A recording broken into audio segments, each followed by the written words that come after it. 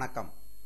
அன்பார்ந்த இணையதள நேயர்களை www.qcrc.in என்ற இணையதளத்திற்காக நியூஸ் தமிழ் செய்தி அறிக்கையில் உங்களை சந்திப்பதில் பெருமகிழ்ச்சி அடைகிறோம்.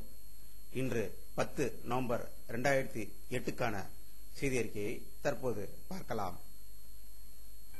தமிழக சட்டப்பேரவையின் குளிர்கால கூட்டத்தொடர் வரும் 14ஆம் தேதி வரை நடைபெறும் என்று சபாநாயகர் ஆவுடையப்பன் அறிவித்துள்ளார். தமிழக சட்டப்பேரவையின் குளிர்கால தொடர் இன்று காலை தொடங்கியது. மறைந்த மதிமுக உறுப்பினர் வீர இளவரசன் உள்பட 6 பேரின் மறைவுக்கு இரங்கல் தெரிவிக்கப்பட்டது. அவை அத்துடன் ஒத்திவைக்கப்பட்டது. மதிமுக பொருளாளர் கண்ணப்பன் அவர்கள் இன்று செய்தியாளர்களிடம் கூறியபோது, எங்களுக்கு இரங்கல் தெரிவிப்பதற்கான வாய்ப்பை இந்த அரசு அளிக்கவில்லை என்ற ஒரு குற்றத்தை நிருபர்களிடம் தெரிவித்தார். அவர் கூறியதை தற்போது பார்க்கலாம். அனுதாப தீர்மானம் பேசுவதற்கும் வாய்ப்பு கொடுக்கவில்லை. மற்றவர்களை ஏற்கனவே இருந்த முன்னாள் சட்டமன்ற உறுப்பினர்களைப் போலவே இவருக்கும் 2 நிமிடம் மௌனம் கடைபிடிக்கிறோம் என்று சொல்லி அத்தோடு சபாநாயகர் சபையை ஒத்திவைத்தது எங்களுக்கெல்லாம் மிகப்பெரிய மனவேதனை உண்டாக்கி.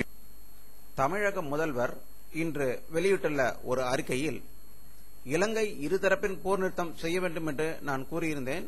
தற்போது விடுதலை புலிகள் போர் நிறுத்தத்தை தயார் என்று அறிவித்துள்ளார்கள்.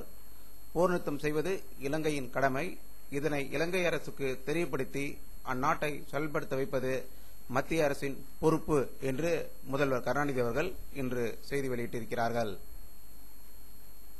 வேலூர் மாவட்டத்தில் நடைபெறும் அனைவருக்கும் கல்வி இயக்கத்தின் பல்வேறு முறைகேடுகள் நடப்பதாக காங்கிரஸ் எம்எல்ஏ ஞானசேகரன் மற்றும் அனைத்து ஆசிரியர் சங்கங்களின் கூட்டமைப்பு ஆகியோர் புகார் தெரிவித்துள்ளனர். இதன்படி அந்த கல்வி திட்டத்தில் 1 கோடி ரூபாய் அளவுக்கு ஊழல் நடந்திருப்பதாகவும் அதனுடைய அதிகாரிகள் 5 பேர் தற்போது சஸ்பெண்ட் செய்யப்பட்டிருப்பதாகவும் வேலூரிலிருந்து வரும் தகவல்கள் தெரிவிக்கின்றன. விடுதலை புலிகள் முதலில் தங்களது ஆயுதங்களை கீழே போட்டால்தான் போர் நிறுத்தம் பேச்சுவார்த்தை தொடங்க முடியும் என்று இலங்கை அரசு பதிலளித்துள்ளது. இதற்கிடையில் இலங்கை அதிபர் ராஜபக்சே 3 நாள் இந்திய சுற்றுப்பயணமாக இன்று இந்தியாவுக்கு வருகிறார். மாலோகால் குண்டுவெடிப்பு தொடர்பாக கைது செய்யப்பட்டுள்ள பெண் சாமியார் பிரக்யா சிங் தாக்கூருக்கு ஆதரவு தெரிவித்ததற்காக தம்மை கைது செய்ய வேண்டுமென்றால் கைது செய்து பார்க்கட்டும் என்று சிவசேனா கட்சி தலைவர் பால் தாக்கரே சவால் விடுத்துள்ளார். ஈராக் நாட்டின் தலைநகர் பாக்தாத்தில் உள்ள மார்க்கெட்டில் முதலில் கார் குண்டு பிறகு தற்கொலை தாக்குதல் நடந்தது. இதில் 25 பேர் பலியானார்கள் என்று அங்கிருந்து வரும் தகவல்கள் கூறுகின்றன. இந்திய ஆஸ்திரேலிய இடையேயான 4வது டெஸ்ட் போட்டி நாக்பூரில் இன்று இறுதியாட்டத்தில் இந்தியா அமோக வெற்றியடைந்தது. இந்தியா 172 ரன்கள் வித்தியாசத்தில் வெற்றி பெற்றது. இந்தியா முதல் இன்னிங்ஸ் 441, இரண்டாவது இன்னிங்ஸ் 295. ஆஸ்திரேலியா முதல் இன்னிங்ஸ் 355, இரண்டாவது இன்னிங்ஸ் 200 ரன்கள் எடுத்து அனைத்து விக்கெட்டுகளையும் இழந்து இந்தியாவுக்கு வெற்றி வாய்ப்பை அளித்துள்ளது. வானிலை அறிக்கை. நேற்று சேட்டலைட் படத்தை பார்த்திருக்கிறோம்.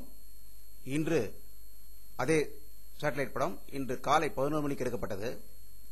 மேகமூட்டங்கள் வங்கக்கடலிலிருந்து தமிழகத்தை நோக்கி வந்து கொண்டிருப்பதும், தமிழகத்திற்கு மேல் அடர்த்தியான மேகமூட்டம் இருப்பதால் மழை பெய்வதற்கான வாய்ப்புகள் அதிகம் இருப்பதையும் இந்த படத்தில் காணலாம். இத்துடன் இந்த செய்தி அறிக்கை நிறைவடைந்தது. மீண்டும் நியூஸ் தமிழ் செய்தி அறிக்கையில் உங்களை சந்திக்கும் வரை உங்களிடமிருந்து விடைபெறுவது உங்கள் கே பாலாஜி. நன்றி.